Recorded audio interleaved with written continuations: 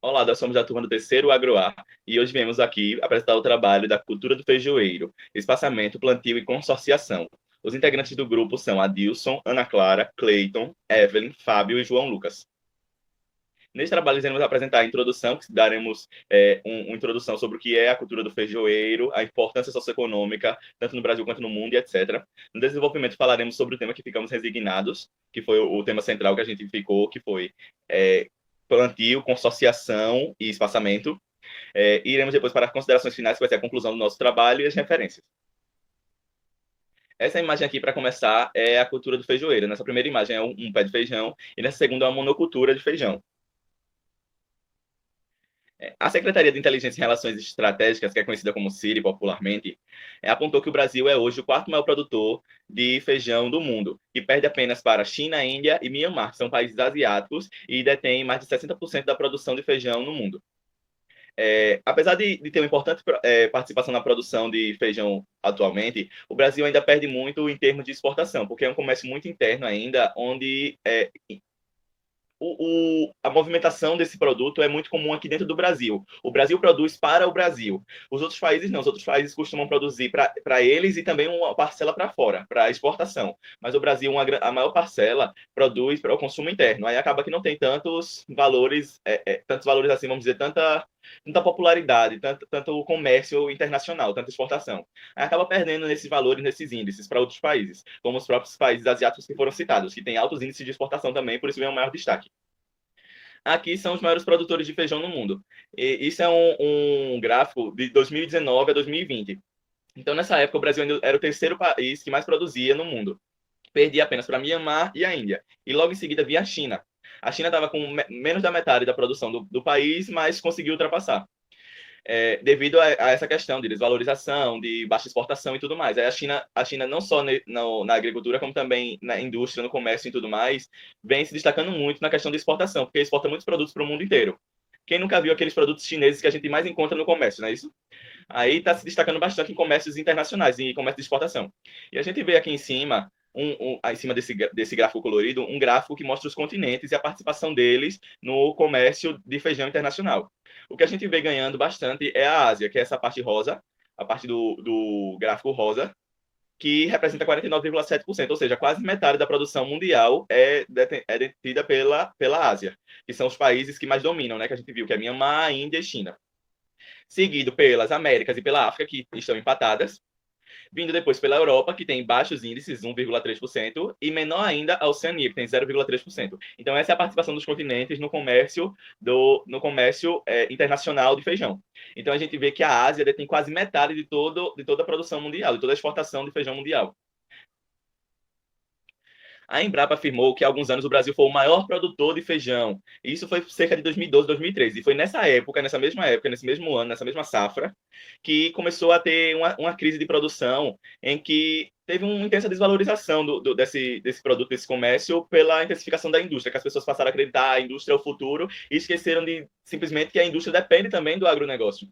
Aí os produtos industriais e serviços gerais acabaram dominando muito. A gente até vai ver um gráfico sobre isso. E nessa época, os estados brasileiros que mais dominavam na produção de feijão eram Minas Gerais, Mato Grosso, Goiás, Bahia e Paraná. Aqui são os estados brasileiros e a produção deles, um gráfico de pizza da produção deles do feijão naqueles anos de 2012 a 2013. E isso ainda permanece bastante porque esses estados ainda permanecem sendo os maiores produtores. Então a gente vê que esses 5 estados juntos representam uma enorme fatia da produção do feijão no Brasil. E os outros 28% restantes são representados por os outros estados do país. Aqui é a mesma situação, só que em um gráfico de barras, em que a produção de feijão por estado, só que em outra safra, que essa agora é de 2015 a 2016. Então a gente vê que permanece a mesma coisa, dominando o Paraná, depois Minas Gerais, para depois vir Goiás, Mato Grosso e depois Bahia. E o estado que mais perdeu nisso foi Roraima e Rio de Janeiro, que representou somente 0,1% da produção. Apesar de ter sofrido essas quedas durante os anos, o Brasil ainda representa um importante comercializador, vamos dizer assim, desse produto, do feijão. E não só do feijão, como também de outros produtos agrícolas, de outros grãos, carne bovina e tudo mais. É um importante exportador nessa questão. Apesar do que no feijão em si tem uma exportação bastante desejável, vamos dizer assim, que deixa muito a desejar. Aqui é a participação das atividades, das principais atividades na economia de 2011, e a gente vê que os serviços dominaram 67%, seguido pela indústria com 27,5% e, por fim, perdendo o agronegócio com 5,5%. No gráfico, esse foi um gráfico fornecido pelo IBGE e divulgado pelo G1. E ao lado temos um gráfico divulgado também pelo G1, que mostrou de 2010 a 2012 esses três setores da economia, e a gente vê que o do meio, o agronegócio, sofreu quedas durante esse período. Todos sofreram quedas, mas o agronegócio também sofreu uma queda brusca e acabou ficando negativado no ano de 2012. Agora, seguindo nosso foco, a gente vai falar sobre a parte de consociação, plantio e espaçamento, não nessa ordem, por assim dizer. Aí eu vou passar a palavra para o meu colega Ju introduzir sobre a parte de espaçamento. Então, agora nós vamos voltar o nosso foco somente para o nosso tema. Agora eu vou falar sobre o espaçamento. Antes de falar sobre o espaçamento, no caso do feijão, falar um pouquinho sobre a importância do espaçamento no cultivo de algumas culturas. É, Independentemente da cultura, o espaçamento ele deve ser sempre levado em conta, porque ele é um fator muito importante e ele afeta diretamente a produtividade daquela cultura. O espaçamento, quando ele é bem utilizado, ele pode aumentar consideravelmente a produtividade do plantio, porque com um espaçamento adequado para cada tipo de cultura, ele impede que exista competição entre as plantas, competição de luz, nutrientes e água presente no solo. É por isso o espaçamento é tão importante. O espaçamento ele vai mudar, o espaçamento ele vai mudar de acordo com o tipo de cultura. No caso do feijão, o espaçamento recomendado é de 40 a 50 centímetros, e a inserção de 10 a 15 sementes por metro. Mas alguns fatores podem mudar esse espaçamento. Em alguns casos, com algumas áreas que sejam propícias a algumas doenças, ou que já sejam áreas infectadas, como, por exemplo, o mofo branco, que é uma doença que ataca muito o feijão. O espaçamento recomendado nesse caso é de 50 a 60 centímetros. E também alguns fatores que devem ser considerados na hora do espaçamento são os fatores climáticos da região que você vai plantar, o feijão, no caso, e também o tráfego do maquinário que você vai utilizar na plantação, e se você vai utilizar algum tipo de maquinário também, ou se a plantação vai ser totalmente feita de forma manual. Passei de novo, passei de novo. Nesse caso, nesse slide a gente consegue ver duas imagens. A primeira imagem mostra três culturas diferentes, com espaçamento diferentes. A gente vê o feijão com espaçamento aqui de 45 centímetros e de 45 por 25 centímetros. E a gente vê dois exemplos aqui, que são o milho e a abóbora, que possuem espaçamentos bem maiores do que o feijão. A gente consegue ver que o milho aqui ele tem espaçamento de 20 por 1 metro e 36, não sei direito, e a abóbora já tem um espaçamento de 3 metros. Então, como a gente consegue ver, de acordo com o tipo de cultura que você vai cultivar e as necessidades dela, de luz, de água e nutrientes, o espaçamento ele vai mudar de uma cultura para outra. Vou passar aí de novo. E dentro do espaçamento também a gente tem a profundidade de plantio das sementes, que também vai ser influenciado por todos esses fatores, como o clima da região, a fertilidade do solo, a incidência de doenças que podem acontecer. E aqui a profundidade de plantio das sementes, como a gente pode ver aqui, ela é recomendada de 3 a 4 centímetros de profundidade em solos mais úmidos, e de 5 a 6 centímetros de profundidade em solos mais secos. Então, e no caso da profundidade das sementes, ela vai influenciar diretamente na germinação da planta.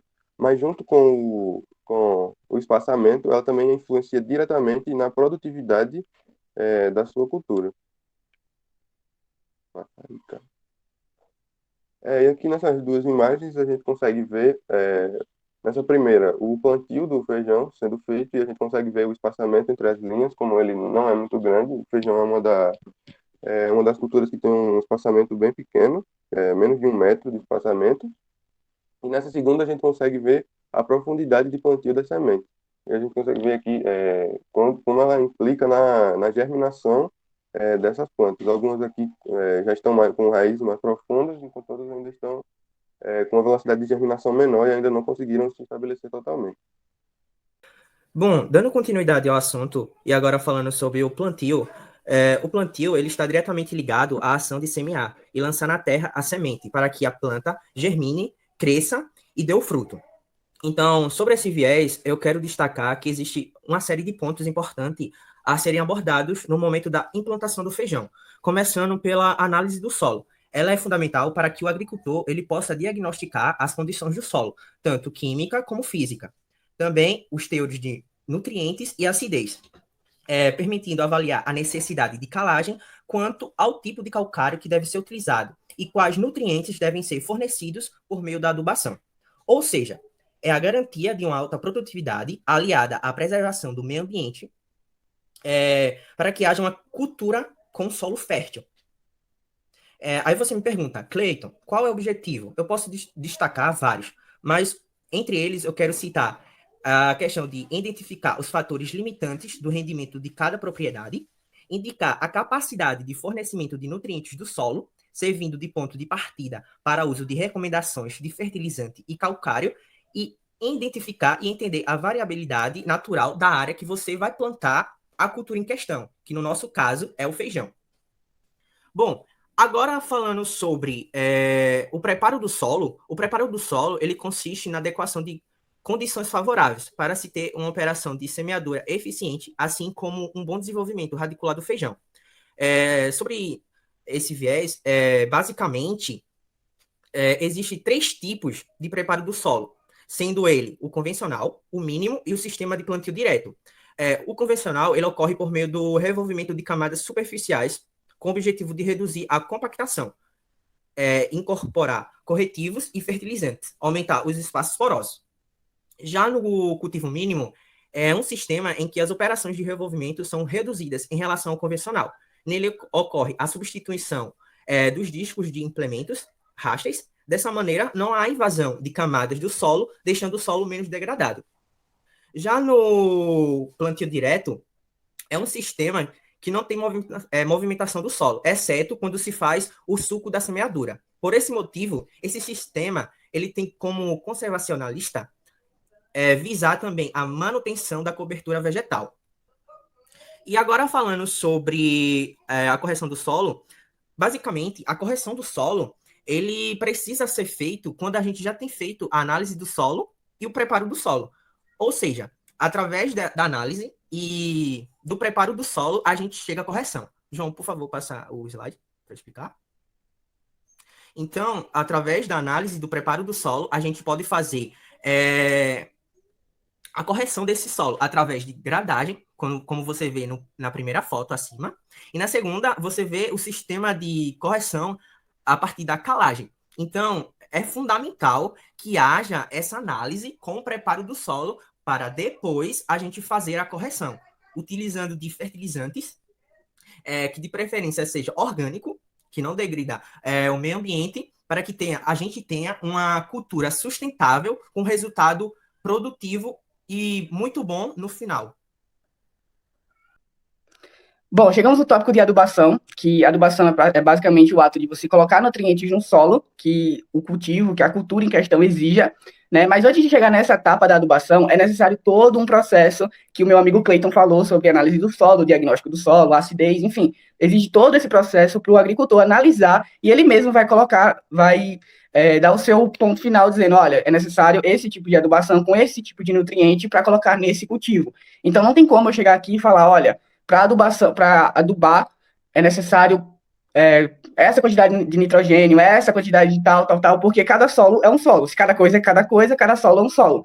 Então, dependendo da situação, o agricultor em questão, ele vai analisar a situação e vai dizer, olha, nessa situação é necessário esse tipo de adubação, esse tipo de nutrientes, e também o excesso de muito nutriente no solo também pode prejudicar a cultura em questão, no caso o feijão. Então, não só a escassez do nutriente pode prejudicar, como também muito nutriente no solo pode também prejudicar a planta, né, no caso vegetal em questão.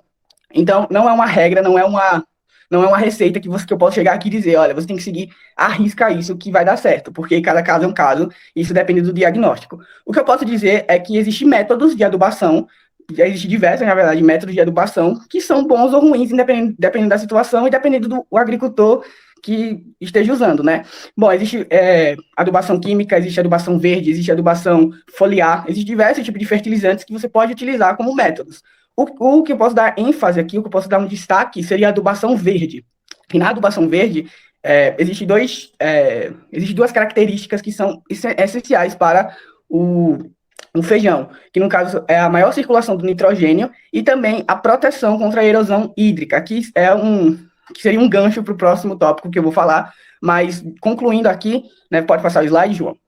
Bom, como a gente pode ver aqui nos slides, a gente vê ali a parte de cima, ali aquelas bolinhas azuis, que são fertilizantes bioquímicos, que no caso seria a adubação química, né? E na parte da direita a gente vê na adubação orgânica, né? Que seria aquele ali resto de comida, de vegetais, de estercos, que seria a parte mais orgânica, né? Então, assim, o que eu posso recomendar para vocês na adubação do feijão seria a adubação orgânica, no caso, indo para uma outra tangente, seria a adubação verde, porque nessa adubação ela exige que seja um vegetal, uma leguminosa, que seria um feijão, e até porque pela facilidade das substâncias em questão, né? Porque é muito mais prático, é muito mais fácil arrumar resto de comida, resto de frutas, estercos, do que um fertilizante. Economicamente falando, é mais econômico. E também depende do tipo de produção, do tipo de hectare, do tipo de plantio que você vai fazer, né? O tamanho da cultura, existe todo um processo, existe todo um depende, né? Existe tudo um depende disso, depende daquilo. Mas em geral, para mim a adubação orgânica, ela tem uma capacidade vegetativa muito grande, ela tem uma capacidade muito boa de fertilizar o solo e também as substâncias são praticamente fáceis de encontrar e fáceis de conseguir. Então é muito mais, digamos, acessível e mais fácil de usar esse tipo de adubação, né? E pegando a adubação verde, que como eu falei antes, que seria a adubação que auxilia no ciclo do nitrogênio e também faz uma camada protetora contra a erosão hídrica, a gente vai para o outro ponto, outro tópico, que seria a irrigação. Ainda sobre plantio, é importante a gente falar sobre a seleção das sementes utilizadas, na qual é preciso ser feita uma análise das sementes destinadas ao plantio, a fim de evitar o cultivo de sementes irregulares. Então, a gente ainda tem a sucagem e o espaçamento, que nele é preciso ser aberto buracos que irão receber as sementes, havendo um determinado distanciamento entre um buraco e outro. Esse distanciamento é de 0,5 metro. Na terceira imagem aí a gente vê a sucagem, que ela só consiste nesse espaçamento mesmo de 0,5 metro. E esses buracos feitos. Bom, agora com o processo de irrigação, que é um processo importante para qualquer cultura, para qualquer plantio que você vai fazer, você precisa de água, né, para que a planta se desenvolva na sua capacidade máxima, né? Mas falando especificamente do feijão, que é o nosso trabalho, né, é muito importante a gente se ligar no detalhe da irrigação nesse plantio. Por quê? Existem duas etapas que a gente precisa ter uma sensibilidade, a gente ter o destaque, que eu falo, o agricultor em questão tem que ter um olhar cuidadoso nessas duas etapas, que seria a parte do floreamento e o desenvolvimento das vagens, né, que nessa etapa específica, ela precisa de muito mais água do que na etapa anterior. Por exemplo, na primeira etapa do desenvolvimento da planta ali, ela precisa de uma quantidade, sei lá, 1 litro de água para que ela precisa no mínimo de 1 litro de água para que ela consiga se desenvolver. Já nessa parte, né, do crescimento das vagens, ela precisa de, por exemplo, 2 litros de água a mais. Então, se o produtor não tiver o cuidado e sempre manter a quantidade de água de 1 litro, quando ele chegar a planta vai precisar de mais água, e aí ela vai morrendo aos poucos, né? Então, no caso, vai falhar na produtividade. Então, é importante que o agricultor tenha esse cuidado. E também na outra etapa, que seria a frutificação, que é a parte crucial, né, da produção, da capacidade vegetativa da planta, que nessa etapa específica, ela precisa de um pouco menos de água.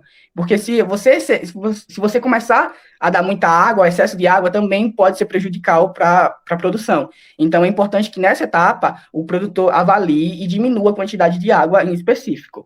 Existem 4 métodos de irrigação, que é o superficial, a aspersão, a localizada e a subirrigação, né? O mais recomendado para esse tipo de cultivo, no caso o feijão, né, com a nossa cultura em questão, seria a aspersão, que é basicamente, de uma forma geral, né, para explicar, é uma chuva artificial, como está na imagem aqui, que vocês podem ver no slide, que é basicamente uma chuva artificial, que a gente pode classificar ela em um sistema convencional e um sistema mecanizado. Que isso vai depender também do tamanho do seu hectare, se é um plantio familiar, né? O tamanho da produção que você vai ter vai também definir o tipo de irrigação que vai ser utilizado. Então, é necessário analisar toda a situação e escolher o melhor que cabe economicamente, que cabe no plantio, mas o melhor para a produção. O consórcio de culturas é um sistema de plantio que envolve uma ou mais culturas em uma determinada área e cada cultura deve proporcionar à outra vantagens semelhantes para ambas.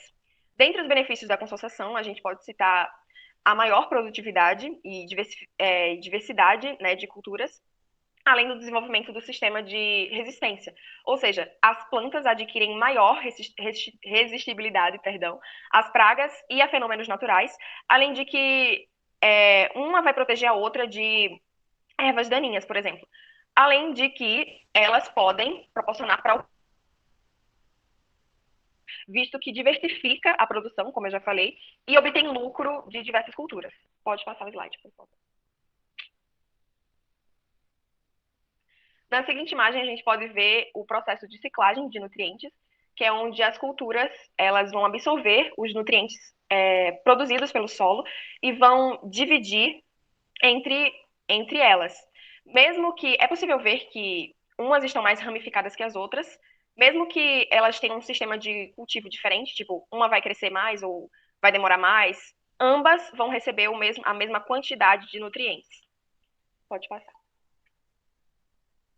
O principal consorciado junto ao feijão é o milho, porque ele possui um cultivo mais fácil, ele não vai dar tanta dor de cabeça ao produtor, até a sua colheita pode ser feita manualmente, e ele também não vai atrapalhar o desenvolvimento do feijão, né, o crescimento do feijoeiro. Outros produtos que também são recomendados para consorciar com o feijão seria a cana-de-açúcar e a mandioca. Pode passar. Na primeira imagem, a gente vê um consórcio entre o feijão e o milho, e na segunda, um consórcio entre o feijão, a cana-de-açúcar e o milho. Pode passar. Cada método de consociação exige uma realização diferente, já que a consociação do feijão, por exemplo, e a mandioca exige uma extensão topográfica muito maior, tendo em vista que o cultivo do feijão e da mandioca são diferentes. O feijão ele vai levar menos tempo e a mandioca mais. Tendo em vista isso, para não prejudicar as culturas, é necessário que haja uma extensão territorial muito maior. Também são levados em consideração, vários fatores, como o clima da região, o relevo, o tipo de solo e etc. Tudo para promover vantagem para ambas as culturas. Pode passar. Na primeira imagem, a gente vê um consórcio entre a mandioca e o feijão, e na segunda, um consórcio entre o feijão e outras culturas. Em nosso país, o processo de consociação é utilizado há muito tempo, mas só na década de 70 foram realizados estudos e pesquisas a respeito do referente sistema, buscando uma melhor eficiência do sistema de plantio. Quase todos os pequenos produtores brasileiros adotam esse sistema porque ele promove uma maior vantagem econômica para eles, até porque o sistema monocultor, que seria o sistema com apenas uma cultura em produção, ele precisa de um maior dimensionamento, maior produtividade, além de maiores custos de produção. Isso para um produtor de pequeno porte, que não possui um poder aquisitivo relevante, não é vantajoso, já que ele vai precisar produzir mais, gastar mais, com apenas uma cultura que nem é tão certa, por assim dizer. Então, a consociação sempre tende a ser uma opção mais vantajosa para ele. Pode passar. Na referente imagem, a gente vê um pequeno produtor que está realizando uma consociação de culturas com uma pequena horta. Por fim, agora o meu colega vai dar a finalização do trabalho, apresentando as considerações finais. Obrigada. Bom, então vamos agora para a finalização do trabalho. E como foi visto na introdução e no desenvolvimento desse nosso seminário, o feijão é realmente um importante produto agrícola, não só para a economia brasileira, como também no mundo inteiro, e também está inserido em diversos setores, como na alimentação e tudo mais. É consumido por bilhões de pessoas em todo o mundo. É uma cultura realmente que a gente pensa que é uma coisa muito nacional, mas que a gente vê em todo lugar. Porque, vou citar agora, por exemplo, rapidamente o exemplo das utilidades do feijão na culinária. Em alguns locais, é comum fora do país, porque aqui no Brasil a gente vê principalmente a utilidade do feijão na alimentação em relação à feijoada, a feijão de corda, feijão tropeiro, esse tipo de coisa. Mas a gente vê lá fora as pessoas produzem feijão doce, feijão com determinados ingredientes e tudo mais. Então a gente vê que é realmente um produto com bastante diversificação em cada cultura. Que a gente vê que determinado produto no Brasil é de um jeito, nos Estados Unidos é de outro, na China é de outro. E a mesma coisa é o feijão, que cada cultura utiliza de uma maneira diferente. Pode utilizar para culinária, pode utilizar na fabricação de outros produtos e tudo mais. Pode ser até utilizado como matéria-prima. Então, a gente viu que é importante tomar todos os cuidados possíveis para que realmente vingue aquela cultura, aquele processo, todo aquele processo que a gente viu, de espaçamento, de plantio e tudo mais. Porque se não tomarmos todo o cuidado necessário, não seguirmos à risca todo aquele passo a passo, e ainda outros passos à parte que são necessários, dependendo do tipo de cultivo, como o meu amigo Cleiton explicou, existe cultivo direto, convencional e tudo mais. Então, todos exigem uma maneira diferente vamos dizer assim, de cultivar e tudo mais. Então é importante que a gente siga à risca todos aqueles passos para que a cultura realmente vingue e não aconteça o indesejado, que é a perca da cultura.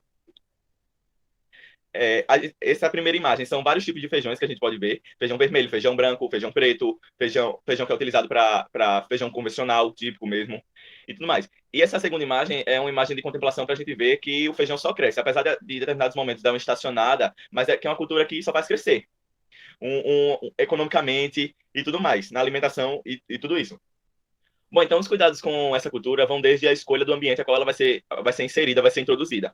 Então, como a gente viu na parte de plantio e tudo, uma análise ambiental, um aspecto ambiental é fundamental para o plantio. Porque, no caso, vai ser a escolha do tipo de solo, vai ser a escolha do clima, vai ser a escolha de tudo isso. Porque a gente mora num país que é um país tropical, mas que também sofre influência de outras zonas climáticas. Então, a gente vê que constantemente há alterações climáticas em todas as regiões. Às vezes, quando a gente menos espera, tem um inverno chuvoso, ou então um inverno seco, às vezes tem um verão quente, às vezes tem um verão chuvoso. São uma climatologia que sempre está mudando, sempre está se alterando. E em cada região do país há um clima diferente. No sul, por exemplo, às vezes pode nevar. Na região nordeste a gente nunca vê que isso vai acontecer, a gente nem imagina, mas pode ser que um dia aconteça. Então tem toda uma variação climática. Então é importante ter toda uma análise criteriosa de onde a gente vai plantar aquela determinada cultura. Porque até mesmo o feijão tem diversos tipos de feijão, diversos tipos de plantio, diversos tipos de cultura. E tudo depende do tipo de solo, do tipo de clima, do tipo de cultivar e tudo isso. Então é importante fazer essa análise criteriosa para que a gente atenda às necessidades que aquela cultura exige naquela região e que oferte da melhor maneira possível para que a cultura realmente prospere, vamos dizer assim. Aqui é uma imagem que a gente não mostrou, não falou muito sobre isso, que é a parte da época das safras. Então tem alguns estados aqui, por exemplo, Espírito Santo, Minas Gerais, São Paulo, Bahia, tudo isso, que são locais do país que há muito cultivo do feijão. E que todos esses locais têm determinadas épocas para o plantio, porque, como a gente disse, tem muita variação climática, muitas mudanças climáticas, meteorológicas e tudo isso. Então é importante ter todo um estudo criterioso das épocas do ano, da região onde a gente vai plantar, do tipo de solo que a gente quer plantar e tudo isso, para a gente saber realmente se vai dar certo o plantio naquela região, naquela determinada época. Em 2020, foi esperada uma produção de mais de 250 milhões de toneladas de feijão. Porém, ainda eram indicadas algumas possibilidades de falhas nesse desenvolvimento na comercialização, devido àquele problema que a gente citou na introdução de exportação, que é um país com índices limitados de exportação na cultura do feijão, porque é uma cultura que ainda é predominante bastante no consumo interno. Então, não tem isso de exportar muito esse produto. Então, esses índices de produção acabam oscilando bastante, os índices de produção e de rentabilidade com esse produto agrícola. Acaba oscilando muito, porque em um ano, às vezes, exporta um pouco mais, em um ano tem um índice de exportação bem baixo, outro tem acelerado um pouco mais, outro diminui bastante, e assim vai. Porque é justamente isso, a exportação desse produto no país oscila muito, assim, não tem muita exportação desse produto porque o consumo interno é muito intenso. Aí acaba ficando uma coisa muito limitante dentro do país, no território do país. Então, a gente tem que ter todo esse cuidado, toda essa observação, e ver, analisar tudo certinho, mas que o feijão nunca vai deixar de ser uma cultura importante para a economia do nosso país. Porque mesmo que seja predominante bastante dentro do país, ainda é uma coisa muito vantajosa para a economia, que representa altos índices de produção e altos índices de rentabilidade. Aí, para finalizar aqui, uma imagem que não poderia deixar de faltar é o feijão soberano, né? Porque, no caso, a gente vê que é uma comida que está presente em todo o país, uma comida tradicional brasileira, e que domina, podemos dizer sim, que domina, assim como arroz e outros tipos de grãos que a gente vê no nosso dia a dia. Aqui são as referências do nosso trabalho, e aqui encerramos a apresentação do nosso trabalho sobre a cultura do feijoeiro, e até a próxima.